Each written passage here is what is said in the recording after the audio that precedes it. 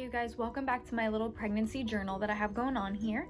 It's my first pregnancy and I'm just kind of doing like week by week updates, except I've kind of been slacking with the last 2 or 3 weeks. I'm actually going to be 11 weeks tomorrow and today is January 22nd. So I think I'm slacking. I think I owe you like week 8, 9, and 10, but I kind of have a reason for that. It's been a little busy. In my last video, I was talking about my complex cyst that I was diagnosed with at my first viability ultrasound that I had on December 23rd, 2019. And that was just a viability exam. So we were just making sure there was a viable life and, you know, maybe getting an assigned due date because I didn't have one at first.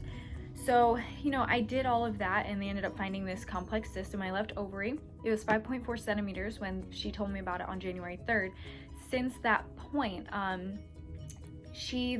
my OB sent me to an oncologist. She told me that it was like a precancerous cyst. Sorry, I'm just kind of like going back over everything so I can catch you guys up.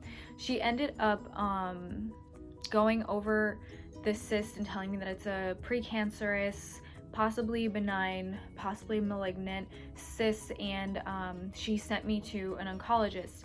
And the oncologist was sweet. I was really scared going into the oncology appointment, but once I met the doctor, everything was great. She was really, really sweet and comforting, and she just made me feel listened to and everything like that. So it all in all was like a great appointment, even though it was still kind of scary. But she basically just told me that if the cyst was bad, she would just go in, freeze the cyst so that the cells don't keep expanding or growing or anything. And then they would just, if it came back malignant, then she would go in, do the surgery between 14 and 20 weeks, and then remove the cyst. Then she also suggested that I go for an ultrasound before my nuchal translucency exam that I have on February 3rd. But she said, you know, if you wanted to go for another one in between, you know, why not, especially so we can get another measurement between those 2 times. So I thought it was a good idea. So she sent me for an ultrasound, and the ultrasound tech started off the appointment by saying she couldn't tell me too much information because I was asking her a lot of questions. And then as my appointment went on, she actually was super sweet and told me about her experience when she was pregnant, and she was actually very confused as to why I was even having an ultrasound. She started to talk about this Corpus Luteum Cyst of some sort, and she said that before the baby has the placenta, you usually, as a pregnant woman, form this cyst and it helps produce the progesterone. Why wouldn't my OB say that? Like, why wouldn't she talk about that? Why wouldn't she say that was a possibility? Why would you tell me I basically have like a precancerous tumor? Like, who does that? Who says that? As an OB, wouldn't you have said, you know, this is a possibility, and that's a possibility? Instead, she basically just, I don't know, she terrified me. I was a little traumatized. She sent me straight to an oncologist, which, I mean, worst case scenario, yeah, that's like, you know, what it would have been, but I was pregnant. Wouldn't it have made more sense to wait until maybe, I don't know, my ultrasound on the 3rd? I mean, I wouldn't have had an ultrasound from 6 weeks to 14 weeks. So I'm thinking you're supposed to have one in between there. So if the oncologist didn't send me for one, maybe it was like a sign or something, like it was fate where she was supposed to kind of intervene and help me be relieved a little sooner. I don't know, because if she didn't send me for an ultrasound, I'd still be kind of scared and nervous and everything. But she basically told me that it just helps produce the hormones that the baby needs to survive until the placenta takes place. So at that ultrasound, we got to hear the heartbeat, we got to see the baby, we got to see the little hands like moving. It was like it was dancing. She was dancing. Sorry, I don't know where that cut off, but basically my mom got to go to the appointment and be a second set of ears, and we got to ask a few more questions, and the ultrasound tech was so sweet by sharing her experience when she was pregnant. She said she had the same thing.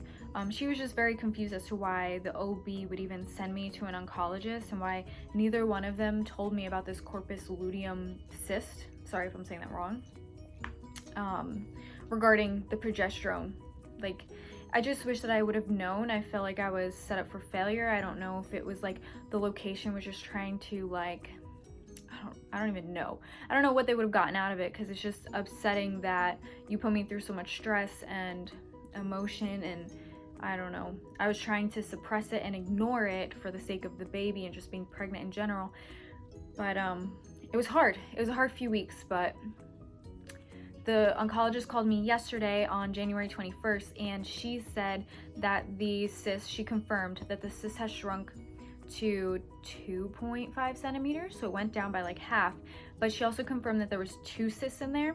But she's saying that the second cyst that we weren't looking at before is just a hormonal one. She said she doesn't want to see, she said she doesn't need to see me back, which is a good thing, but it's just very frustrating. So when I see my oncologist, I definitely want to have that conversation. Like, why didn't she mention it? Why didn't she tell me? And maybe for my next OB, I might be finding someone else.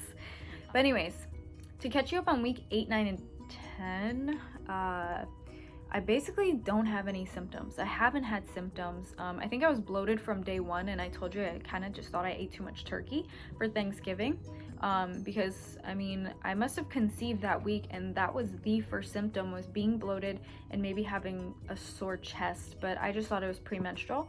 It just didn't go away for like 4, 5, 6 weeks, but now everything's pretty much back to normal. Aside from the bloating, I'm definitely starting to have like a little bit of like pressure in my stomach, to where I can feel that like it's like kind of shifting or stretching, but nothing too crazy. I mean, I definitely am working my way out of my work pants. I know it's early, but I'm using hair ties.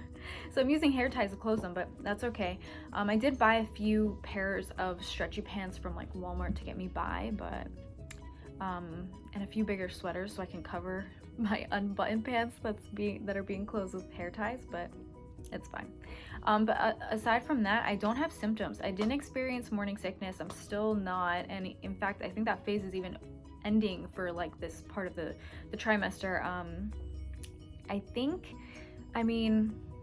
I thought I was kind of like sure that I was having a boy, because I didn't have any symptoms, but I mean, it doesn't mean that I can't still be having a girl. We did hear the heartbeat at the ultrasound on the 13th, January 13th, and we did, it was 167 beats per minute. I know it's like an old wives' tale, but it could be either or. So aside from that, I don't have nausea. I don't have aversions anymore. I had them, but they kind of went away. It's probably been about a month now. No, but like 2-3 weeks. So I'm pretty much back to normal. I don't really have cravings. It's just if you start talking about something, it sounds really good. Like everything sounds really good. And then I want that. So it's not that I'm craving it. It's just you put this thought in my mind, and then like I have to have it. And there's really no way around it. I just have to have it. So that's the only tough part, is like, don't talk about any food. I think the only other thing is getting headaches, but that's kind of a given because I had cut out my caffeine, because, you know, I don't really want to be drinking caffeine if I don't have to. So I cut that out drastically at first, and now I'm kind of just, if I feel like I have that tension coming, I will drink like maybe not even like the bottom portion of the cup, just to have like a little bit. I don't know if it's more of like a mental thing, but eventually I mean, there are days where I definitely don't have any. So I'm getting to the point where hopefully I can go more and more days without having some. But for the most part, that's pretty much it. I mean, I get these like weird tension headaches, but I do think they're just related to caffeine. I'm tired, but I don't think I'm as tired as I was like 2 weeks ago. I thought I had a really bad iron problem, but now I'm just lazy. Like, I don't really want to do much, but I feel like I'm doing so much because there's so many things to get in line before the baby comes. I'm just trying to, you know, I don't know, like wrap up whatever things I have going on, so that it's just less off my plate as time progresses. But my notes for the 9th, for week 9 and 10, it started January 9th and ended the 16th. So then from the 17th to the 20th, I'm bad at math, whatever, my 11 week starts tomorrow, and that's on January 23rd.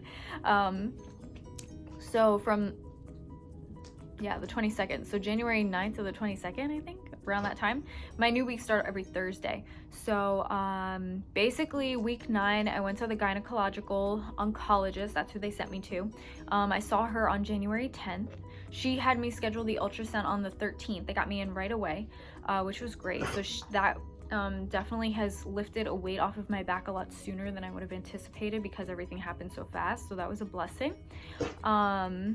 And it was a Corpus Luteum Cyst. That's what they're suggesting. So they definitely think that shrunk. We saw the baby dancing.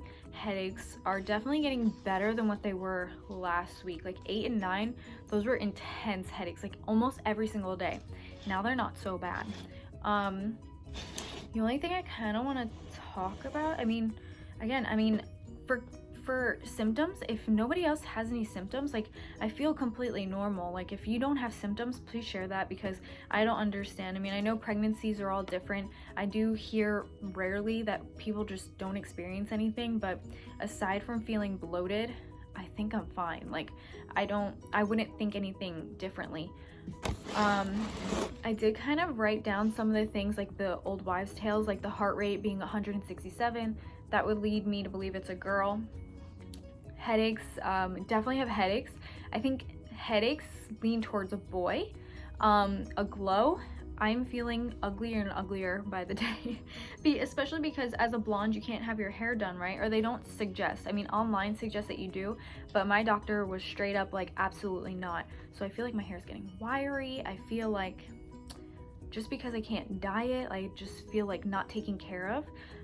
So I feel kind of gross and just not that, I don't know, I don't feel like great. And I'm starting to break out a little bit more. So, but I think that after these next 2 weeks, I think I'll really start to maybe show some of those pregnancy, like physical pregnancy changes, whether it's my hair, my skin, I don't know, the way my skin. I'm actually kind of following along with Cole and Sav Lebrant, their journey, because she's actually like a week ahead of me. So it's actually really fun to follow another, like a YouTuber, and like just see their journey. She already knows the gender they had. They're having a boy, and they did the DNA testing. So that's my next struggle, is nuchal translucency versus DNA cell-free testing. And I don't know which way I'm gonna go. I think I was calling insurances before, so we'll see. I think the DNA testing will show me the gender, but at this point, I just want to make sure the baby's healthy. I feel like if I do the nuchal translucency, that the person who read my ultrasound, who basically told me I had cancer, is just gonna read this ultrasound and just tell me that something else is wrong and set me up for, I don't know, a complicated future that may not even be necessary, considering they've already made everything complicated for me. So I kind of have like a bias against the way these people are reading these ultrasounds, but I don't even know if that's the correct terminology, I'm sorry. But back to the things that I have listed here. Cravings, I'm craving more salty things if I am craving anything at all, definitely not sugar. Then I think according to the Chinese calendar, the baby was conceived at when I was 26. I still am 26. And it was during the month of November, so I think that leads to the baby being a girl. And then according to the Ramsey theory, that means the baby would be a girl too, because it's where the baby is kind of placed in the uterus. But I mean, it could be just bad angles or a wrong angle or whatever the case is. So I don't know. Signs are showing me girl, but I did think boy this whole time, up until I heard the heartbeat, or saw the number of beats per minute.